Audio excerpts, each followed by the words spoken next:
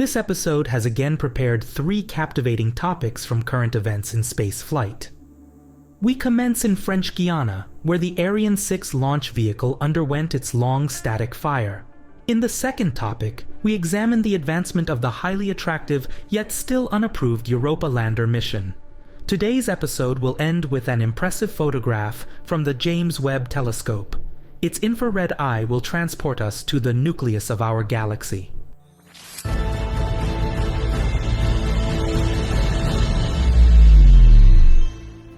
On the 23rd of November, the newly developed European Ariane 6 launch vehicle achieved a significant milestone when its Vulcan 2.1 rocket engine ignited on the newly constructed launch pad at the CSG spaceport in French Guiana. Aerodynamic forces pushing Ariane 6 off course. Small changes made automatically by the rocket's avionics will keep Ariane 6. This was not the first static fire of the engine, but the first time that the complete Ariane 6 stack had undergone a long static fire, with the engine running for several minutes instead of a few seconds as in previous cases.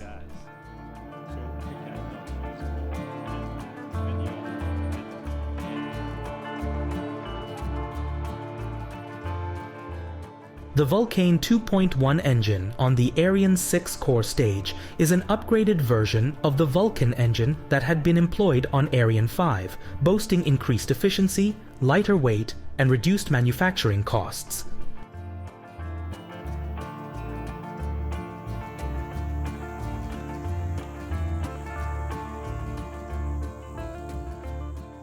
During the test, a multitude of sensors enabled engineers to collect data on the behavior of all components of the launch vehicle.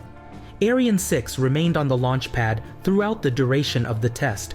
At liftoff, the Vulcan 2.1 engine is ignited, followed shortly thereafter by the ignition of the solid rocket boosters. For the purpose of these tests, however, the boosters are filled with an inert compound.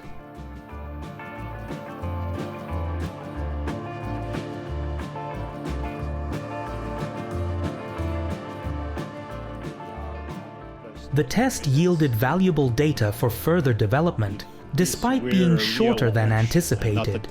The static fire was aborted approximately 1 minute earlier than planned, yet European Space Agency officials still declared the test a success. The US spacecraft Europa Clipper is slated to launch as early as next year, with the aim of studying Jupiter's icy moon Europa. In the coming years, the yet-to-be-approved Europa Lander mission is expected to follow suit, with the intention of exploring Europa directly from its surface.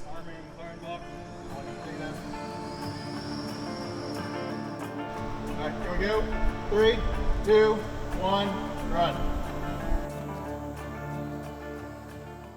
As mentioned, the Europa Lander mission is not yet approved, but engineers at the Jet Propulsion Laboratory in Southern California are working to develop the necessary technology. One of the most important of these is landing.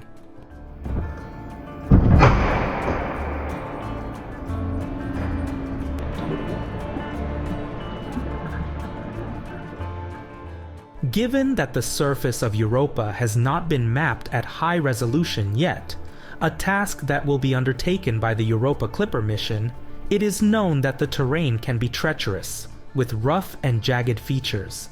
This necessitates a more robust landing system.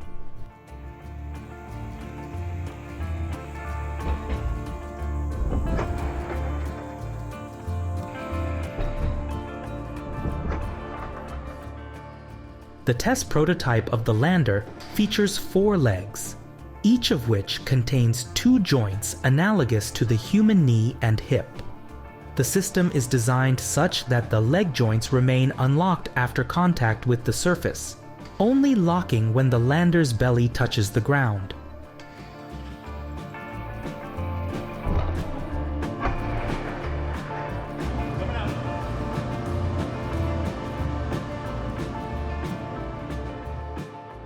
Should the belly fail to make contact, all leg joints will lock after a predetermined period of time from the first leg's contact with the ground.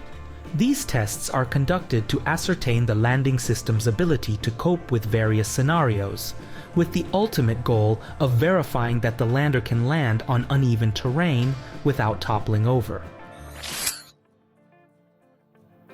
This image, captured by the NIRCam of the James Webb Telescope, depicts an area spanning approximately 50 light-years across.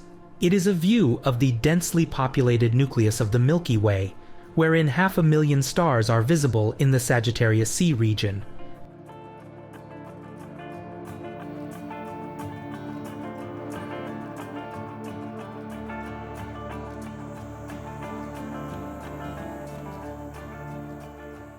Prominently highlighted in blue is a vast area of ionized hydrogen, encircled by a cloud of such density that it obscures the stars behind it. Upon closer inspection, the needle-like structures of the ionized hydrogen emission were observed to be irregularly oriented. This ionized region, by the way, is estimated to be 25 light-years across.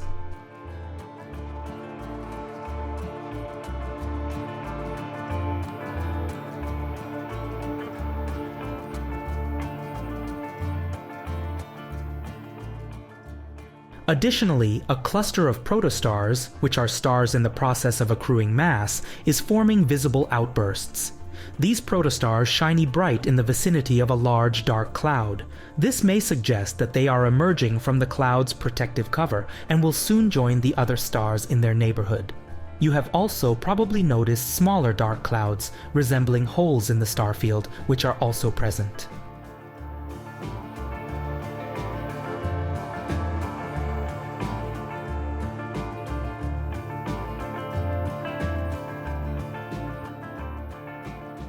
For scientists, such data is invaluable.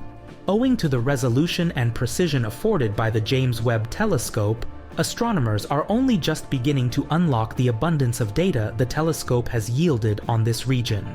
Notably, experts remark, are the pink-hued clouds on the right-hand side of the image, which have never before been observed with such acuity. Thank you for your attention to today's episode of Spaceflight News. We are delighted in your interest in space news, and to ensure you do not miss future episodes, kindly consider subscribing to our channel. Additionally, you can find other interesting news on our profile on social network X, formerly known as Twitter. The link can be found in the video description.